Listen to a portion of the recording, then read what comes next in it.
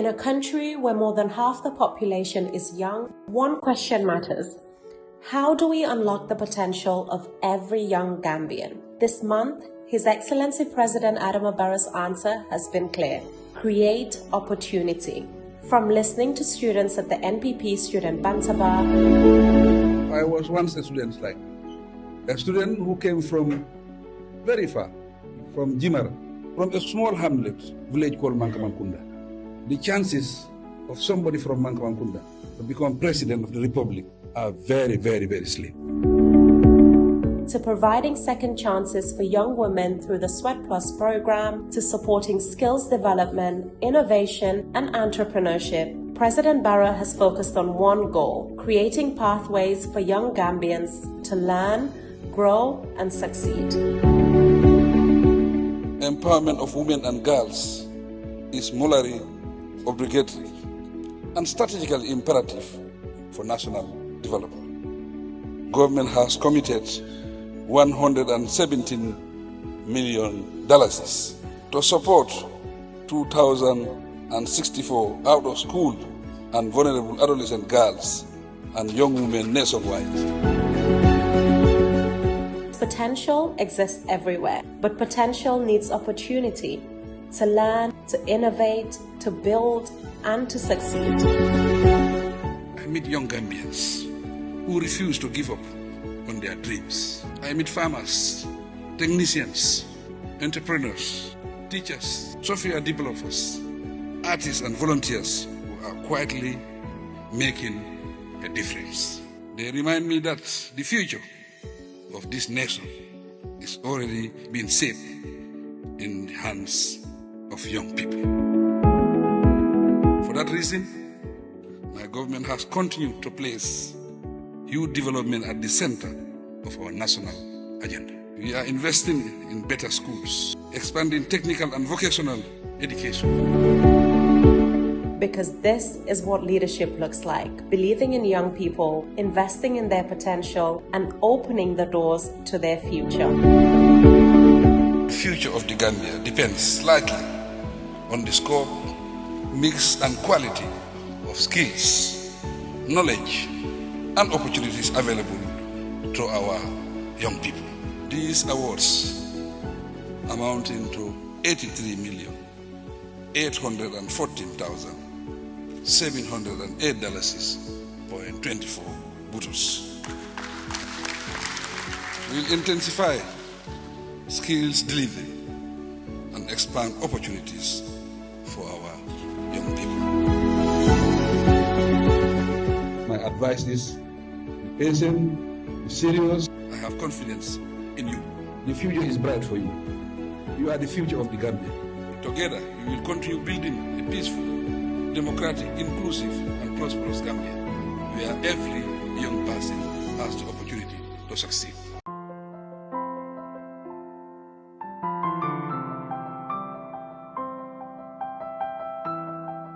bokkay kon cant ak ngirmande ñeel na leen ñu jaajëfal leen bu baax a baax rek dalal leen fii si GRTS ci waxtaan bi ñu duppee benn la fi xam ngeen ne at bi atum élection la juróomi fan ci weerub décembre dinañ dem ci poll si mu di maanaam dinañ tànn ki nga xamante ne moo war a jiite réew mi ci yeneen juróomi at yi nga xamante ne moom lañ dëgmal si su ko defee nag tey benn la fi doon na programme boo xamante ne dinañ fi di dalal ndawal NPP ngir waxtaanee lu jëm ci wàllub kujja gi lu jëm ci wàllub élection su ko defee rek tey dinaa dalal ñaari kàngaam yoo xamante ne ñoom it ñu ngi jógee ci NPP mu di Jack Cissé waaye tam Alpha Dem di ngeen ci ànd ak seen naataango Modou Lamine Diouf dinaa bàyyi suma gan yi ñu nuyoo ak askan wi su ko defee rek ñu xuus ak yéen ci li nga xamante ne moom lañ sumba tey Jack dinaa la bàyyi nga nuyoo ak askan wi laa seetaan.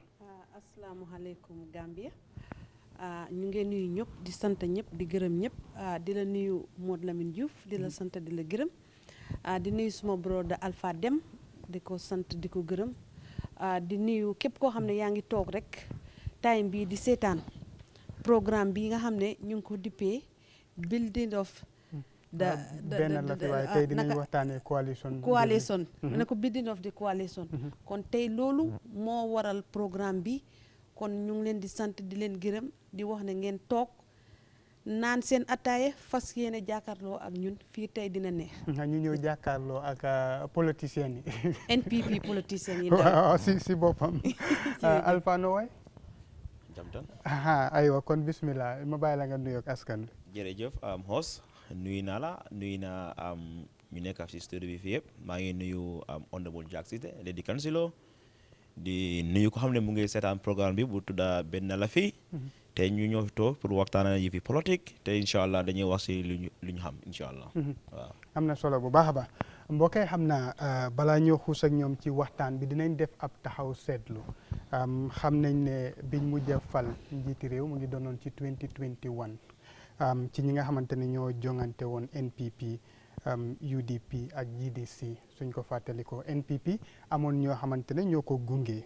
naka noonu tam ñu gis ni mbir yi tëddee woon mooy ci liñ sànni woon ci carte ci 2021 NPP amoon nañ ci ñeenti téeméeri junne juróom fukk ak juróom-ñaar juróomi téeméer fukk ak juróom-ñeent ci li nga xamante ne moom lañ sànni ci carte soo ko doon xayma da nga wax ne ci xaaji téeméer bu nekk juróom fukkay ak ñett bu tegal as tuut mooy 53.23% moom la NPP amoon waaye UDP amoon nañ ñaari téeméer ak fanweeri junne ak juróom-ñett ñaari téeméer ak juróom fukk ak ñett loolu soo ko doon seet ci xaajub téeméer di nga ne téeméer boo wàññi ñaar fukk ya ak juróom-ñaar UDP lañ joxoon seen carte su ñëwee ci GDC amoon nañ téeméer ak juróom naka noonu bu tegaloon juróom-ñeneenti téeméer ak ñaari carte loolu soo ko xoolee si xaaji téeméer bu nekk fukki carte yi ak ñaar bu tegaloon as tuut ñoom ñoo ko jëloon soo mu mel ni nii la mbir mi tëddee woon lu tax ñi junjal loolu mooy ne électionu ren bi dafa mel ni ci bunta bi mu jublu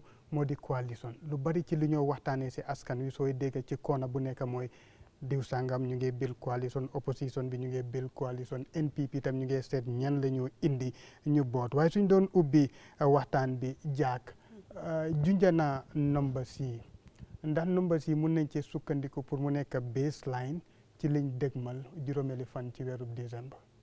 jërëjëf Modou Lamine li nga ma laaj noonu dinaa sawar lool pour tontu si parce que 2021 dafa nekkoon élection boo xam ne. bu xumba la woon te bu neex la woon pour NPP itam. because wiin bu ñu wiinoon wiin boobu mosta am Gambie. te incha allah 2026 lu raw loolu la ñuy génnee fii parce que xam nga lu tax. NPP infrastructural development bi nga xam ne président Barrow mu ngi koo def si réew mi doomi Gambien si nga xam ne bugg nañ seen dëkk dem si kanam ñooñu dinañ support président Barrow te 2021 liñ am. 53% biñ am noonu this year muy 2026 dañoo dem jubali 80-something%. maa la wax loolu because ñun coalitions yi ñu gis ñun ragaluñ leen because 2021 election boobu am na coalition yoo xam ne tey jooy nañ ñu muy Mama Kandeh jooy nut ñu woon 2021. waaye tam parti yu bari jooy noonu nañ leen NPP demutoon. waaw Mama Kandeh laa wax 2021 boobu jooy na gun ñu. te dañ wiinoon wiin bu neex te 2026 dañ wiinoon ba pare Mama Kandeh ñëw yokku si xam nga kon loolu. wiinaat la. dañ dee wax ne jógee ci arène bi di bàkku. moo gën di dem ci arène bi di bàkku nga ne wiin nañ. waaye nag booy dem si arène bi nga xam sa mbër. mooy kan. su la neexee bàkku balaa ngay àgg si arène bi. te ñun dañoo xam suñ mbër. ok dañoo xam président Barrow. moom lan la doon si biir Gambie. waaye tam ñu fàttali nit ñi ne 2021 NPP la woon NRP CA GMC ma mu ne fàttaliku GPDP so APRC ba tey ñooñoo fa. waaw ñoo demoon de. ba tey ñooñoo fa. ba pare ñu yokk si kon kooku lan la muy tiit.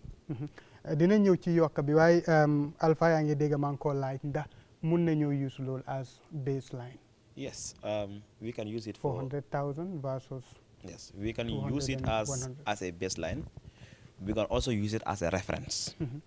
We can also use it as an evidence that the victory is coming back. as Jack said earlier on, we have a coalition partners in 2021. With all the coalition partners we have in 2021, we won 53% of the voters. So, and Mama Kande have a bigger percentage too. They have a 12% of the voter registration. So when you add the 12 plus the 53, we're talking about 65. And again, this 65 was only those that we have by then. Remember, there are other people who turn 18 years, and this is their first time registering. And these are people who turn 18 and have seen something that they have never seen in their lifetime. Tangible things, raw infrastructure, democracy, rule of law, electricity, water. Something that you have been thinking when you are in the 12th, when you are in the 15th, you are in the 16th, it suddenly reach out to you. It gives you a reason of voting His Excellency the President. So that's why I said 2021 is a base, not only a base, it's a reference and a source and evidence. And come 2026, December 5th, Jack said 70-80%. I'm optimistic that we're going to have 80% of the voters. Inshallah. Gambian people will vote for His Excellency because that's the reason. And with the formation of other coalitions like the UDP, the UMC, when Impepe was set to go, they were yet to be born in terms of winning. I don't see the formation, but in terms of winning, you know, Unite and UDP in winning, they have never won. They never win, rather.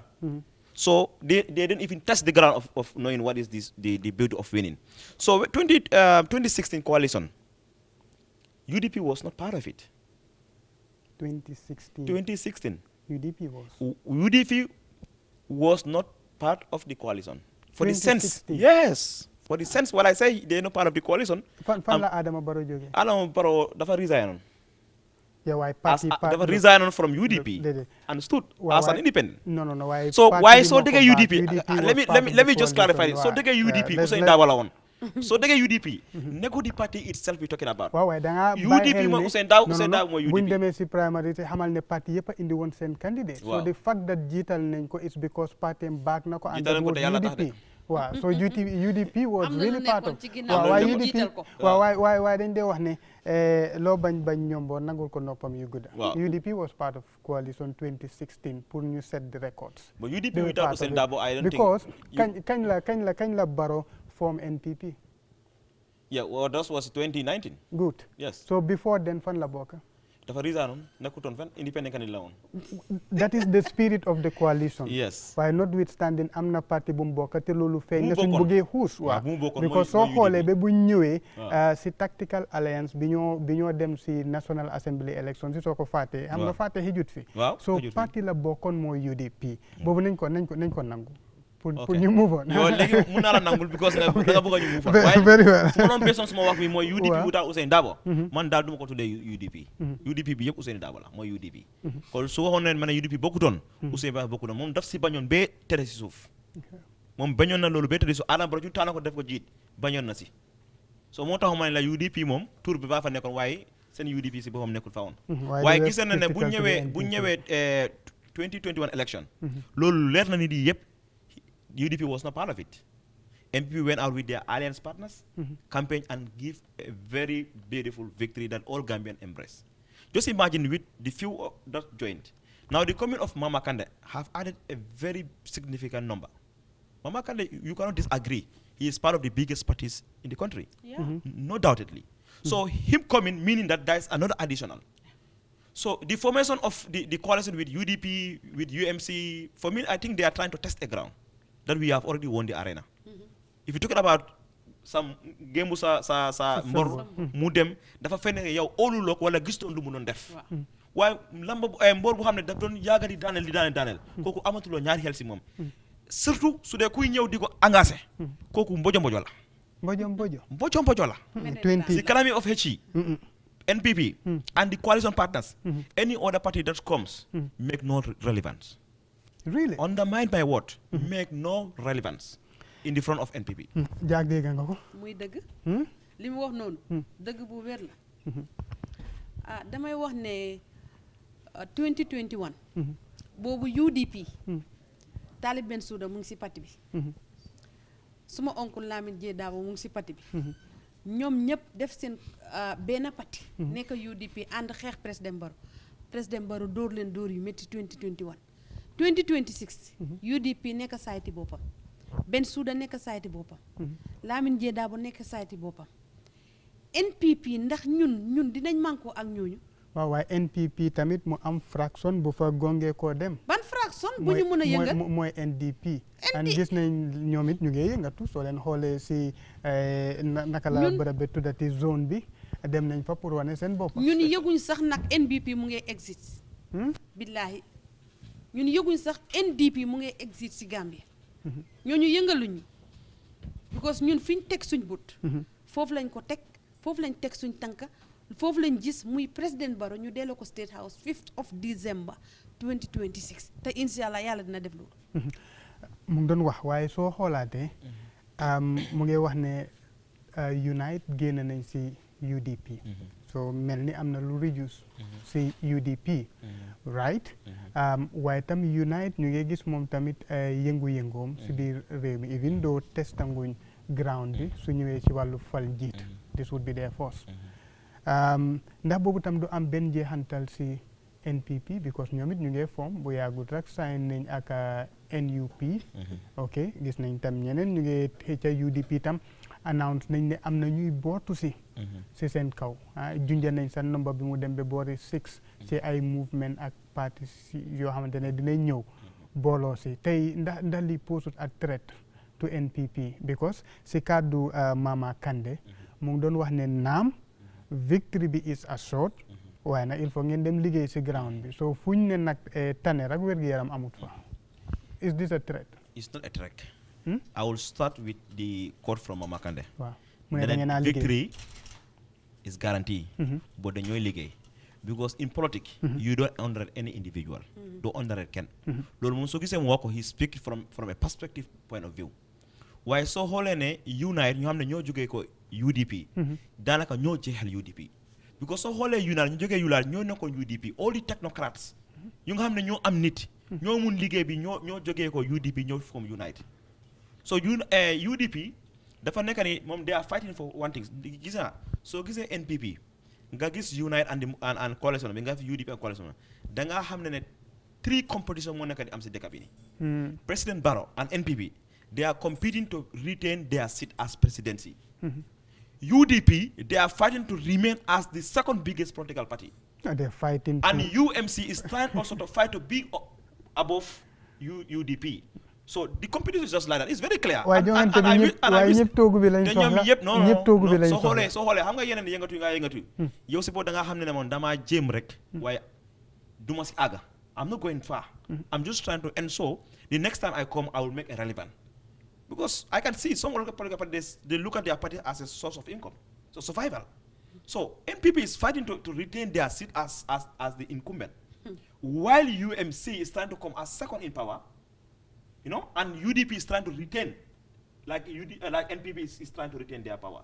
But Unite have definitely damaged UDP significantly. That's true. Not only the number, even the technocrats in UDP. Tell me. Would you agree that NDP damaged to some extent? No, NDP is just like when you take a cup of sugar, you throw it in the ozone. We know it's sugar that you throw. We accept it's sugar that you throw. But the taste doesn't change. Keba Madi Bojang, I have no disregard for Keba Madi Bojang. He might have few hundreds of people. But MP, we're talking about thousands of 100, 200, 300 thousands of people. So Keba Madi Bojang, I will just give him advice. Let him come back to where he is from. Where he is not his seat. Keba doesn't look like an opposition. No. He don't have the face of opposition. Keba Madi don't have the spirit of opposition. Probably 1 or 2 things could have happened, but we advise him as a brother. As my former youth president, come back to the party that you come from. It's the place that you will see yourself. Keba Madi Bojang numu leron ak mu nekon UDP ak legi. Dafa outé. Kalam bi sa mo change. Time bo mu ngi leer naj fofu gis Keba nga xamne ki mu ngi and ak president, mu ngi and ak nguur. Affaire yépp change na. Jafe-jafe yaa ngay ñëw lu nekk mu ngay ñëw si Keba Madi Bojang. Ene ko loolu suñ doom la. Doomi NPP la. Waaye gars yi flex seen muscles ñu ngi wane moto yeegi. Moto yooyu noonu yëpp buguma dugg si oto yi. Because it have some legalities si oto yi noonu. It have some legal implications si oto yi noonu. moo tax because I'm not an expert in legal. waaw danaa bàyyi one day. waaw very well waaye Keba Madi Bojang moto yooyu noonu. ñaata moto la Keba jënda. ok ñaata moto Keba yi mu jënda is rawut sax lu ñu jox coalition partner yi nii waxuma waxi about others and others 4 moto jag bu meroon sax te mu jënd 4 moto ju done ko GRTS ëpp na foo de gis nga moto yeeg moto bike yi ëpp na foo de moto bike 7 moto bike la jënda yooyu man laa wax man de su ma meree man tamit ele ma donné ko seen caméraman sëñ bi ëpp na loolu de ëpp na loolu de again xam nañ ne sepra sauvé bi ak yi yëpp li moo wane mooy coalition munta ñàkk ok opposition bi foofu la seen doole nekk su fekkee ne soxla nañ nguur gi equally foofu la dooleem nekk su bëggee maintain toogu bi te toogu bi la bëgg a maintain but also combination bi ñi nga boole ñuy maama si NPP compatibility bi ak yeneen partners yi mu fa fekk naka la mel jaak na ko gisee ndax mburoog soow la wala dina xala indi jafe-jafe because kàngaam la ñëw na with the numbers parties yi mu fa fekk ñëpp moo leen ëppale numbers yi su fekkee ne dañoo go by election si ak li mu wane 2021 moom demoon na solo te pool na that amount ñëw bu mu ñëw ndax di ngeen ko mun a maintain yokkute la wala du doon saafara su jur jàngoro jàmm rek jàmm ak salaam rek ba 2026 bañ wiinal président Barrow xam nga lu tax because ki nga xam ne moom lañ fekk muy borom kër gi kooku peacemaker la kooku si jàmm rek lay dox te képp koo xam ne bootu nga si gannaawam nga nekk doomi NPP nga nekk si coalition bi si jàmm rek ngay dox te si jàmm rek ngay wax NPP amul problème ñun doxuñ si problème ñun xam nga lan lañ gis président Barrow ñu delloo ko State House waaye finne yi si pati yi ak mbojo yi nekk si dëkk bi di ñu sonal ak wax ñoom MC Thiam Jinio dama bugg a ñu noppi ñu régler xam ne nit ñi dañ leen xam MC Thiam na régler laa wax waaye politique ak waxa ànd waxam dafa bari politique ak waxa ànd de ma ne ku dee si dafa caay lis ba ëpp waxam dafa caay lis ba ëpp MC Thiam laa wax nañu baalal yow benn xale bu ndaw tey yaa ngi fii ëllëg yaa ngi fële ginnaaw ëllëg yaa ngi fële ba pare di wax lu ñor lu ñorut ñun nawlawuñ leen ñoom sax parce que xam nga lu tax ay xale yu ndaw ñoo nekk si parti boobu amuñ sax mag boo xam ne moo leen ne conseil yu sénégalais mag bu leen di teg si yoon sax gisuma ko si parti boobu waaw Alpha mu ne doo underrate benn parti su ñëwee si politique ma ne underrate uñ benn parti de waaye ñun duñu moromi ñooñu ñun duñu ñoom te ñoom duñ ñun ñun ñooy NPP the National People's Party the biggest party in the Gambia the most peaceful president in West Africa kooku mooy His Excellency President Barrow the party leader and our flag bearer of the National People's Party luy weccoo kooku ak keneen because gis nañ lu mu indi Gambia nga bañ ko nga bëgg ko waxal dëgg te yàlla tax développement bi indi Gambia moom bi mu doon ñëw su ko fekkoon fii konoon Gambia passé na fii konoon ñu ngi si beneen level waaw mbokk yi ñu fàttali leen na yéen a ngi seetaan benn la fii si biir kër gi GRTS dina ñëw bés bu ay bu ne dinañ waxtaanee lu jëm ci wàllub NPP waaye itam yëngu-yëngu yi ci politique bi yéen a ngi cee ànd ak seen naataango Modou Lamine Diouf tey suma ñaari gan yi mooy Jack Cissé ak Alpha Dem ñu ngi waxtaanee mbir yu am solo su fekkee ne yéen a ngi jos tune mooy wàllub coalition xam ngeen ne mënut a ñàkk because sepra sauvé bi wane na ko waaye sax political parties yi incumbent bi ñëpp doxin boobu lay nekk di doxee ku ci nekk ngee wane maa ngi xëcc jëmale suma boor maa ngi indi fii waaye Alpha figures yi GDC 105,902 moom la pooloon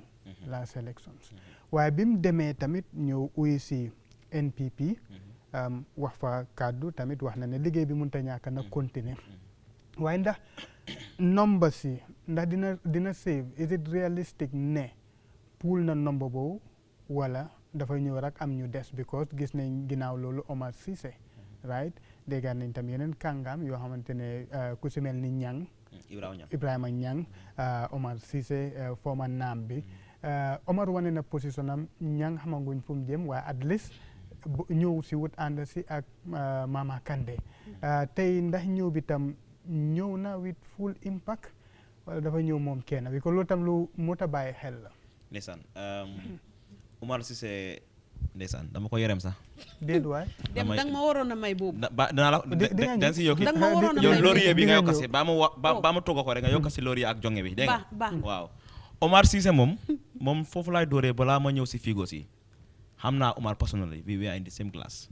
Omar dama ko yerem bu xam ne because xale la te xale bu xamul yoon te ku la jéem a woon yoon nga def ko noonu mooy Omar Cissé. Omar waroon na raw fu mu nekk tey ba pare lu ma gën a naxari si Omar moom Omar nekku nit waxkati dëgg. Omar dafaa toog sos feso bi ko tey mun na toog ñaami ne mun la mu ngi US loolu ban njëriñ la ko amal. Omar moving from GDC wala retain GDC ñëw NPP yëpp am si ñun waaye man Omar nu mu ñàkkee ñëw sax mu ma gënal su ñëwoon bi ko bu ñëwoon wax kese lay defoon Omar su mu amoon nit mu win parliamentary seat second term bi waaye xam nga ne bu amul nit kay moo tax winut waaye xam nga ne permanent ennemi amut si politique permanent friend tamit amul de waaw waaye mun naa ñëw at any minute su ñëwee tamit ni kon looy wax bu ñëwee ma waxoon ma ne ko Omar yow xanaa xam nga nit mun na ñëw mu weccoo jikkoom bi bu weccoo moom ñu weccoo ak moom bi ko nga ne there is no permanent friend there is no permanent enemy mun na nekk enemy bu ñëwaatee mu change jikkoom bi ay wax yu amul yi ni mu bàyyi ko wax yu bari yu bàyyi ko mu toppatoo yow na mu campagne loolu lañ bëgg si NPP waaye Figo si Mama Kandeh yu mu aatoon yaakaar naa ne te xam naa ne Mama Kandeh from 20 election ba léegi mu doon liggéey underground so if you take out about 100,000 plus Mama Kandeh time bi mënoon na may àgg na 200,000 because moom tamit toogutoon mu ngi amee ay nit si ground bi Ibrahima Niang moom kenn du waxu mbiram moom the only thing that he believes is to go on AI to ask something and copy it and paste it on Facebook ñun xam ne Ibrahima Niang amul subsistance the brain is not there man su ma gisee write up waa ji man dama sori si AI su ma gisee write up AI dama ko dee mën a figure out Ibrahima Niang ma ne Ibrahima nit ñi jëfandikoo ma ne waaye tour la waaye you know how to do it fu dëgg fii di wax waaye amul fere waaye nombay moom ñëw moom ak waaye nomba bi is very important te Mama Kandeh xam te ne dañu yokk war na a taxaw seetlu foofu bu baalal ma de maa ngi ko wax Mama Kandeh because waaye with due respect honorable Mama Kandeh so moom ñëwaam bi am na solo trop si NPP because figures have added and equally gis nga ku munta jógee everywhere nga ñëw fekk si Adama Barrow da nga xam ne njiit nga fekka gis nga garab bu dëkka si riba doesn't have to worry about mar ku ñëw Adama Barrow dana la welcome because he is the most peaceful the most tolerance the most accepted president in West Africa soo toogee ak Adama Barrow noo ko munta bañ bu la wax ak yow ñaari yoon ñetti yoon nga xam ne kii jiit moo toog so problème du am wede nga fekk foofu APRC nga fekk fa GPDP nga fekk fa CA nga fekk APRC ñoom yëpp dañ ñëw dañu war a xam ne one thing NPP have in common ñun xam ne we are just like American everybody from America is a migrant ñun NPP xam ne when we were formed it was just recent kañ moo nekk 2019 ak ba tey everybody who is a seasoned politician in NPP you come from a political party kon ku ñëw dañ laa gisee ne yow si nga bokka ñu ñëpp si am President Barrow come from a party all the cabinet ministers unless if you are a new politician that's the only time you tell me that your first political affiliation was how to call it NPP but if you tell me I'm a seasoned politician he is you ask them their origin they come from a political party because we are a baby party so we are tolerance we are acceptance we are democratic and let me tell you one thing put it on record we are here to stay for 100 years I'm telling you if around His Excellency President Barrow step down a born member of NPP is going to win again CPC they celebrate 105 years in power okay you mean the party yes the party will maintain for the party NPP fii xanaa leneen de tey loolu du am we are prepared jërëjëf dem we are prepared léegi dama la bëgg a just make a comparison from 1965 to date NPP the way they are prepared ban party mo there is no single region in this country that you go and NPP doesn't have a tangible thing that you can say structured owned by the party registered under the National People Party with vehicles with people employed to work with bureaus with all the bureaus I'm talking about a tangible thing that you can show out to the people this belongs to the mighty party so yeneen parti yi moom dañoo dem si beneen bitig boo xam ne mu ngi waaj a daanu rek ñu pentul ko rek ñu ne ne lii mooy seen bureau boo xam ne suñ mobiliser all the rent they are paying in the whole year for the whole political bureaus they have in the region jara soma bureau bi rek mun na ko jënda waxuma yeneen bureau yi ma ne let them be serious we talking about business 2019 si ngeen toppatoo loolu yëpp ak date waaw we are serious we mean business how many how to call it business entities that we are just formed in 2020 or today they are making millions it's all about the seriousness it's not about how soon you come or how long you have stayed in existence no it's how serious you and your committed members are that give back to the mighty. Incumbency be contributed in any way? No. Would you see that I will just remind you. Someone told me last time, where is your source of income? NPP. Yes. The recent fundraising that we did at OIC, each table was 250,000. Every 4 tables is 1 million. We sold almost over 200 tables. Calculate that and give me figure. And those who were buying the tables were our party members. So party members are contributing back to them because ñun iñaane wuñ. ñun iñaane wuñ ba pare ñun. Seen poste dugg na de. Président Barrow bokkut ak yeneen ñi ñu dem yelawaan outside def ko si poste de. Gis nañ ko fi de. Barrow bokkut si. ñun parti member yi ñoo wone ne lii lañ am def ko si arranqué ñu gis ko.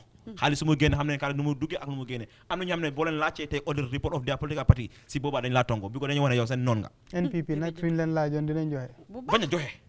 ñoo ko liggéey ñoo ko amee we have our finance we have our secretary we have our. yaa ko wax yëpp ñu ko amee. yaa ngi doon wax ne si mbiri nomba si waaw. waaw Omar Cissé boobu laa bëgg a ñëw tuuti suma doom baay boobu. waaw waaye ndax jiidi si nomba si tam because gis nañ ñeena si ñoom ñëwuñ comme maa ngi ko doon laaj yaa ngi ko doon wax mu may la. waaw si Omar Cissé laa wax mu may ma waaye Mama Kandeh honorable Mama Kandeh dafa def lu rafet def lu doomi réew bu baax war a def mooy nga gis lu baax xam lu baax gis ne sa dëkk mu ngi développe kan moo ko nekk di développe His Excellency President Barrow nga ñëw join ko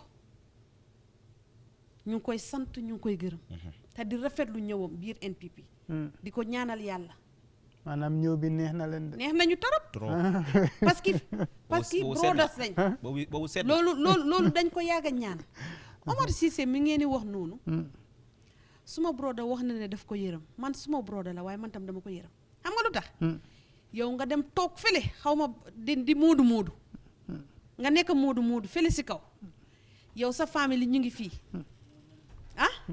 yow am loo dara looy def yow nga toog foofu ne Mama Kandeh dem na man duma leen join yow yaay kan yow ku la faale.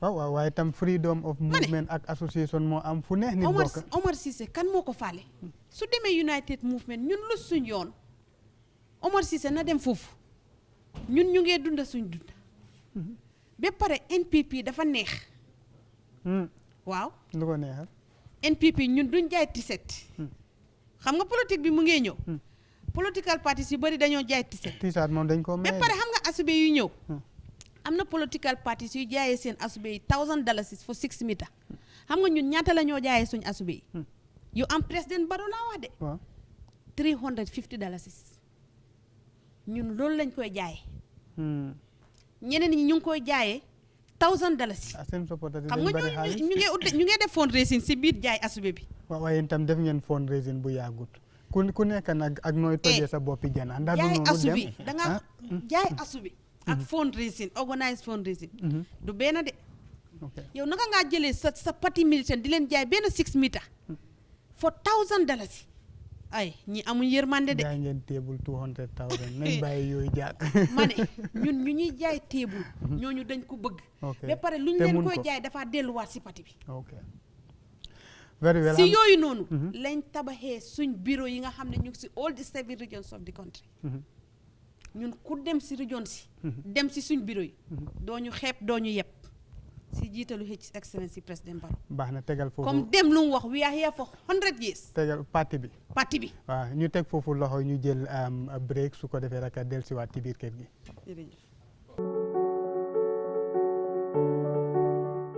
In a country where more than half the population is young, one question matters. How do we unlock the potential of every young Gambian? This month, His Excellency President Adama Barrow's answer has been clear. Create opportunity. From listening to students at the NPP Student Bantaba. I was once a student who came from very far, from Jimara, from a small hamlet, village called Mankamankunda. The chances of somebody from Mankamankunda to become president of the republic are very, very, very slim. To providing second chances for young women through the Sweat Plus program, to supporting skills development, innovation, and entrepreneurship, President Barrow has focused on one goal: creating pathways for young Gambians to learn, grow, and succeed. Empowerment of women and girls is morally obligatory and strategically imperative for national development. Government has committed $117 million to support 2,064 out-of-school and vulnerable adolescent girls and young women nationwide. Potential exists everywhere, but potential needs opportunity to learn, to innovate, to build, and to succeed. I meet young Gambians who refuse to give up on their dreams. I meet farmers, technicians, entrepreneurs, teachers, software developers, artists and volunteers who are quietly making a difference. They remind me that the future of this nation is already being set in the hands of young people. For that reason, my government has continued to place youth development at the center of our national agenda. We are investing in better schools, expanding technical and vocational education. This is what leadership looks like: believing in young people, investing in their potential, and opening the doors to their future. The future of the Gambia depends slightly on the scope, mix, and quality of skills, knowledge, and opportunities available to our young people. These awards, amounting to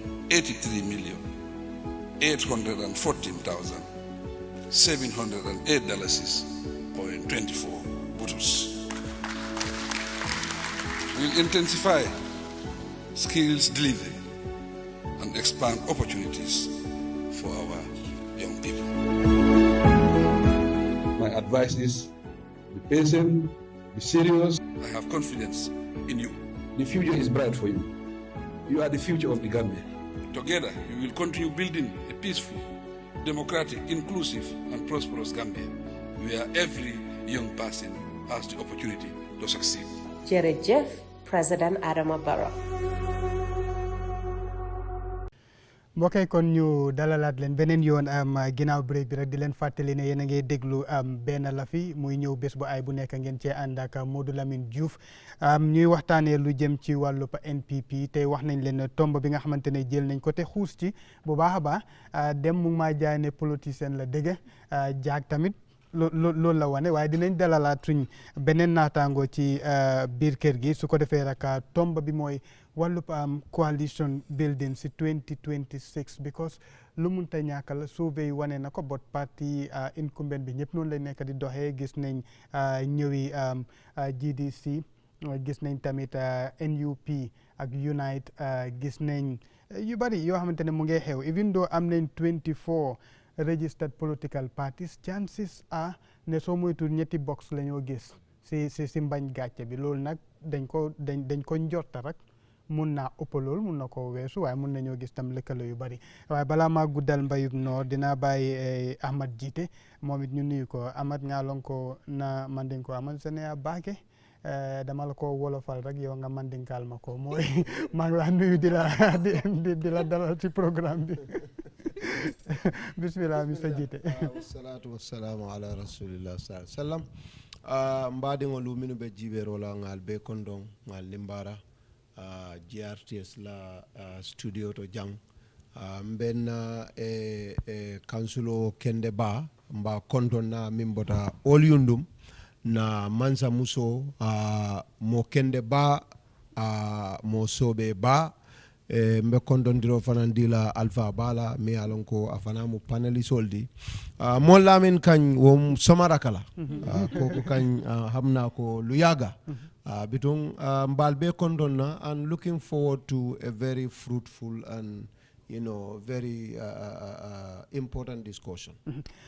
Jite ñu doon waxtaane mbiri data bi what happened to 2021 and whether or not mun nañoo use loolu as a yardstick or baseline si lu ñoo jébal lu ñoo jublu si mooy 2026 we've seen ne 2021 NPP ak ñim àndaloon mënoon nañoo secure 457,519 out of all the votes yi nga xamante ne sànni woon nañ ko and that would translate ne amoon nañ 53.23% of the votes.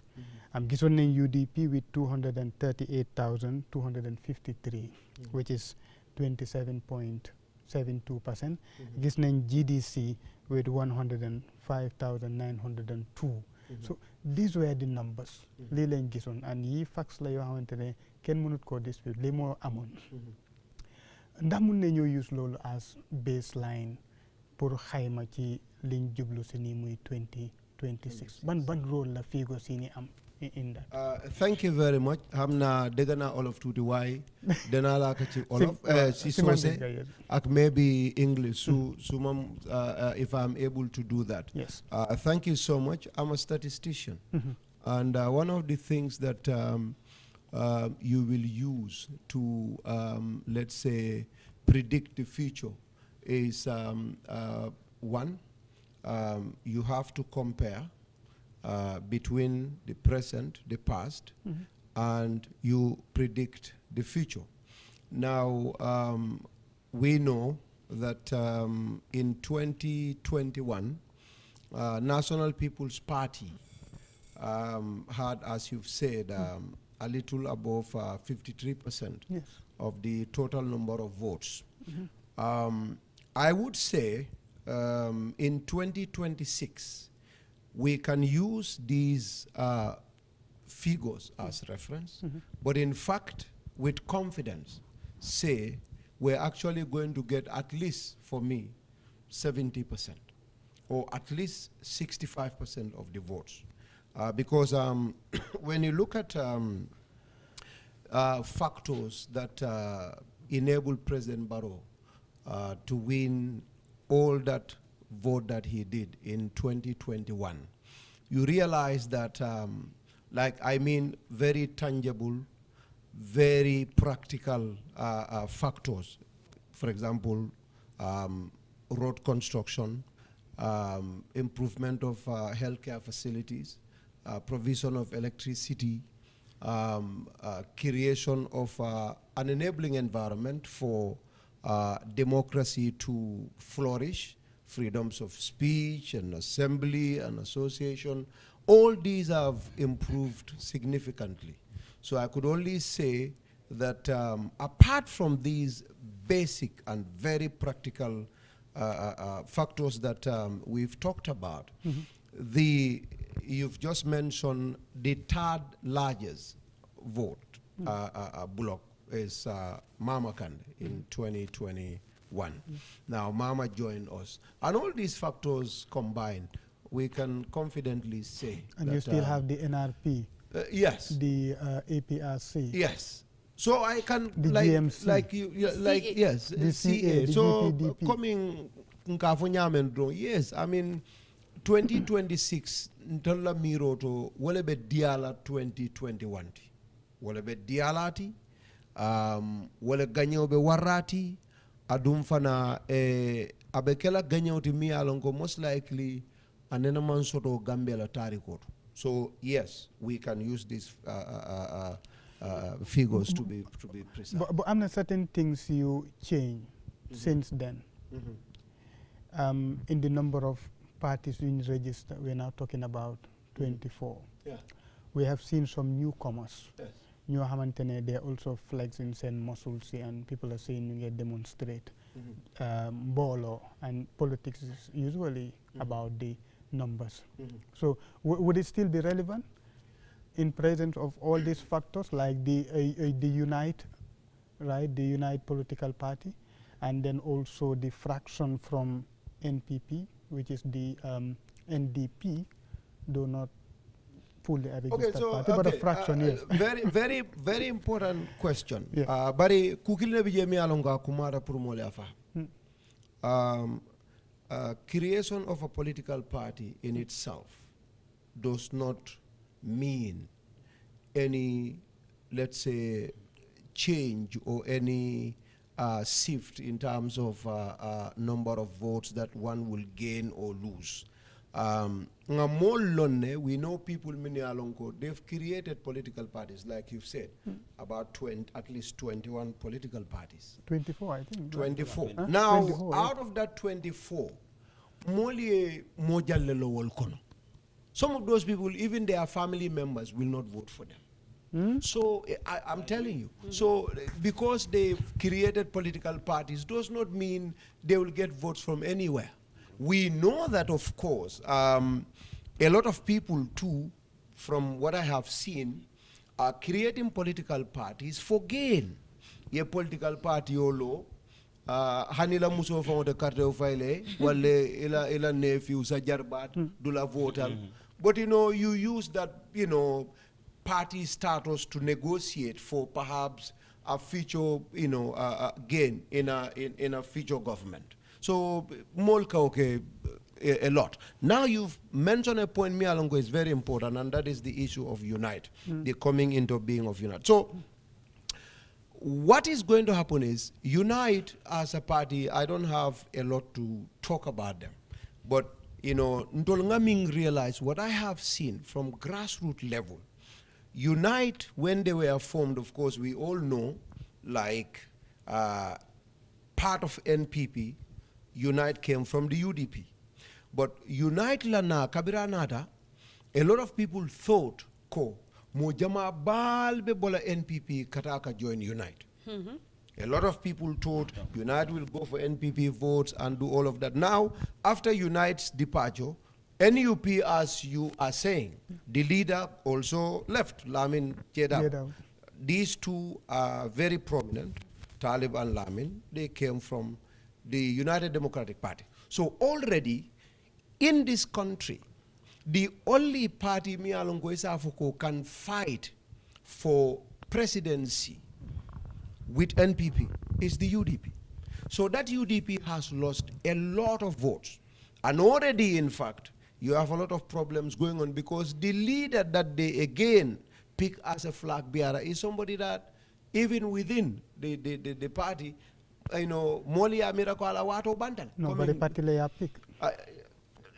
That is... Yeah. I know that. Yes. And that is why within the party, in fact, Partiola Pico, that is why Lamin Jeddah left and form a movement. That is why Taliban would have left and form Unite. But freedom of movement. And that is, no, that's not the issue. The issue is the impact or the effect that that would have on the United Democratic Party and how much that has given us an edge. In fact, a lot more chances of winning. So when you look at the parties that left, let's say Unite in a very very bright example.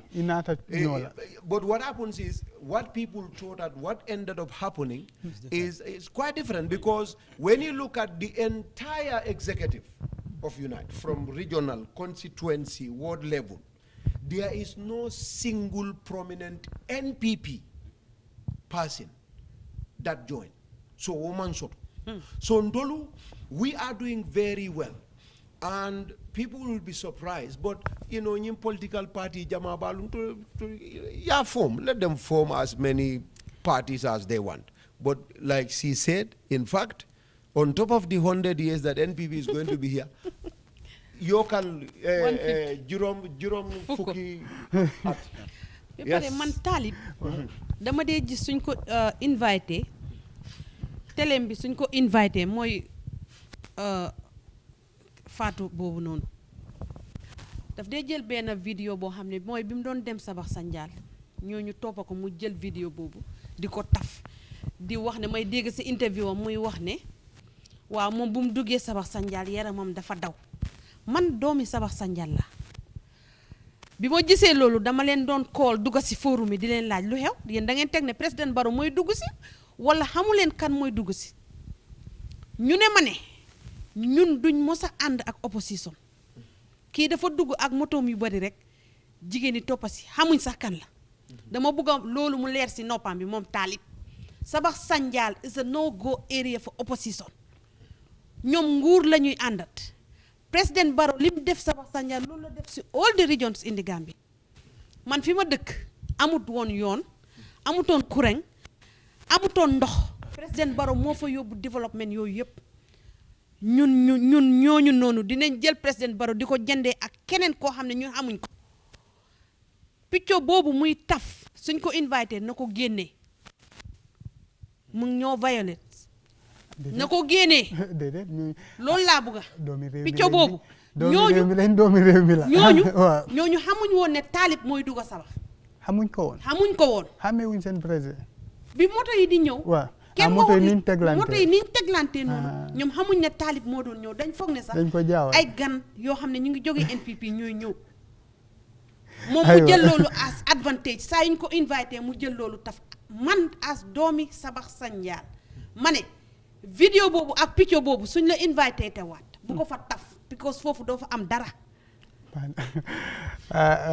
may bëgg a ñëwaat sa dem because xam naa ne subsequent edition si dinañ mun a waxtaan si mbir yu bari ba dafa am one key thing tam because ñu ngi waxtaanee mbiri coalition bi but something equally important mooy dinañ am first time voters as well so since the beginning bi yes I have mentioned it yeah ma ne la su ma la waxee ne NPP and xaw ma ndax NPP mu ngi factor in loolu because ñooñu musuñoo test musuñ leen a test before NPP give no chance to failure so loolu laa la bëgg a war for beginning in the beginning waxoon naa la na nga ne est-ce que figures yi Mama Kandeh yokku na ma ne la figures yokku na from all perspectives because ne Mama Kandeh tamit bu mu lose 2021 election bi toogut mu ngi doon def grâce am bi likewise NPP likewise any other of our partners so si am na ñoo xam ne they were 16-17 years they were not eligible to vote for this election waaye léegi am na 18 years ma ne la yooyoon dañ judd gis loo xam ne luñ mosut a gis at their earlier age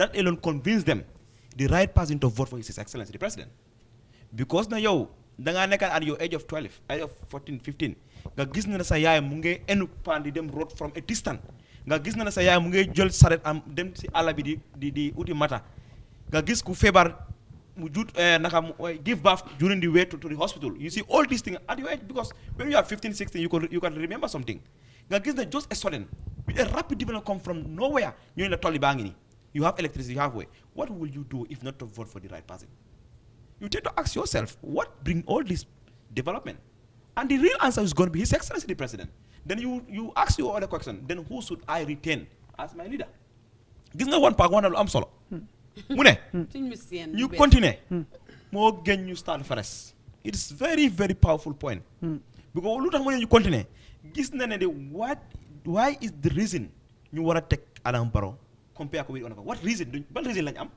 because maa ngi doon déglu benn waa ji mu ne da ngaa gis nit ko xam ne daf laa wax ne di war na fi jógee da nga ne ko léegi mu ne daa yàgga fi loolu reason la daa yàgga fi loolu is a reason soo wax ne liggéeyut lii ak one could say is a reason waaye daa yàgga fi Adama Barrow have just here for only one term the other time is a coalition term the decision was not centralized 100% with him we understand but Adama Barrow nekk na fi one time we have seen this massive development you compare it with all other previous because the only come to have comparison if there is something that you can see if you are comparing Adama Barrow with any other party or any other leader who have been there for 20 years 30 years within 5 years the guy is a great person let's give him second chance and to be honest with you let's give him third chance no Adama Barrow moom su buggee continuer sax third chance su dee man kese de wala Adama Barrow xam nga kenn la jógee ji dem nañ ko jox mu ne development but yes let me just finish this one when people are talking about roads infrastructure when people are talking about electricity I have another point that I can also want to educate people. Let them also tell you about one thing the manner in which the education section that's one pillar of every single development the way Adama Barrow define the education system in the Gambia you will see the development in next 6-7 years because it's a process like someone who is learning to be an architectural how to build roads construction and you are in the university that just started last year it will take you 7 years to see the impact so I can remember me and any other person like you when we were in primary school we used to learn how to label an agama lizard how to label a fish Adama Barrow said these are something that have nothing to do with development we change it bring what we call skills development in the country university of subsequently these are important things that people can talk about dinañ ñëw si mbir yooyu noonu but because tey ñu ngi doon start with the base to understand you know with the coalition building process because it's key 2026 loolu la ñu wan ne that is where we are heading to whether we like it or not because already NPP wane na fu mu taxaw ak ñu ñëw bootu si ginnaawam Aliya balaa nga doon ñëw jiite maa ngi leen doon engage si ñëw bi nga xamante ne Mama Kandeh ñëw na ko he's coming with the numbers some would argue ne okay ñëwut with all the numbers because am na ñu des behind. And one could mention the like of kii num tudda Omar Cissé and Mr. Nyang. Equally, the issue of compatibility ñu ngi ko raise where you have multiple parties si benn group bi and Mama is coming with the numbers and most likely su fekkee ni we are going by statistics moom moo am bigger number than all the others ñu ngi faa fekka. What strategies ngeen nekk di use as a party pour mun a coexist peacefully until 2026? Well, I mean, so for us, when it comes to how we coexist, we leave that to posterity. Our core no, as of now, towards campaign. I mean, as we speak right now. As of now. Mama Kande. Mama Kande. Okay, so naturally, I mean, naturally, yes. If you have a lot of people, let's say, in a small room, and a lot more people want to come in, there'll be some movements. Where you stand, you have to move a bit. Sometimes where you move from gives you some discomfort. Maybe you are not standing, a lot better than the way you were, but that's natural. Now, Mama's coming for us in general has brought, a lot of positivity. Okay. Remember, there is one objective here, and that is win an election. And that we know from all angles is Mama's coming only brought positivity, it has only brought improvement, and it has only brought numbers that we need to comfortably win the 2026 election. Of course we will coexist. Forget about Mama. Let's say I'm like NPP alone. Forget about NRP, GDC, whatever, CA. Forget about all of them. In any society, when you have 5-6 people, living together, there'll even be disagreements. So if you are saying maybe Mama's coming will upset and all of that, naturally, as human beings, we will have what we like, we'll have what we like so much, and we'll have what we like, but not very much. That's humanity. But as a team and as a movement, as a coalition, we have one objective, and that is we will move together and re-elect President Adama Barrow. And one thing that is assured is that NPP is very good with taking care of guests. In fact, sometimes even those that felt they are founders will even feel a bit, some discomfort or not too happy because we've given a lot to those that we have invited. So I can tell you that Mama's coming is amazing for the National People's Party.